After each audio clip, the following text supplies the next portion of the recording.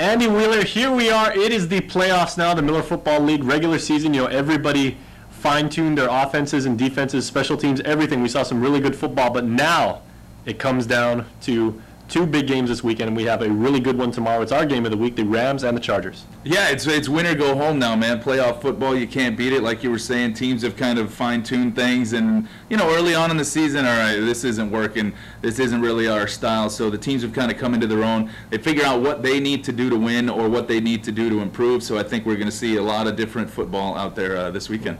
Now, keep in mind, everybody, of course, this is the Cars Plus team that went undefeated during the season, and a Docomo team which admittedly is having their second straight winless season as far as the regular season goes. But quarterback Brad McCready, a potential candidate for the 5-time offensive MVP, will not play. He was telling us he had a pretty bad knee injury last week against the Docomo Chargers in their season finale. So how might that affect the game if their top players out? I think that's going to affect the game in a lot of ways. Brant McCready, as we know, he's such a good leader on the field. He really spreads the ball around. He reads what his receivers are doing with that two backfield set. Mm-hmm. He can hand it off to whoever. He just kind of reads what's going on, say, all right, we got this side. So he really controls the field, and whoever they put in as their backup QB, I think what we're going to see is a lot of running the ball, maybe a few short passes, maybe try to set up a screen or so on the outside, but those quick little passes. But I think for the most part they're going to keep it to the ground and trust in their running game, which has proved pretty effective all season long. On Sunday we have another really good one. It's going to be the Warriors and the Angels. They went head-to-head last week. It was a slugfest all the way. This week it's going to be another really good game with the Edward M. Calvo Cup. A berth to be in the championship on the line. Yeah, absolutely. I mean, these teams have been kind of neck and neck. They split the series this season, I believe.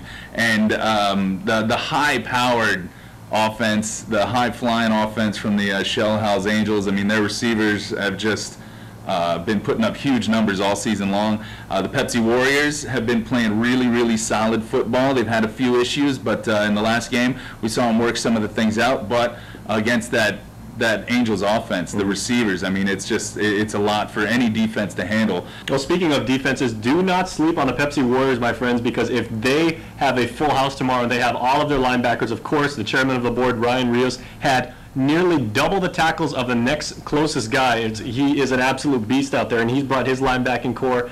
His cornerback are some of the best cover guys in the league and everything. They are going to make things really challenging for the Angels. Yeah, absolutely. Rios is one of those guys that he's amazing. What he does in that back, you know, he can step up to the line, he can blitz. He's pretty much involved in almost every play. If it goes to the line of scrimmage, he's there, or he can drop back into coverage.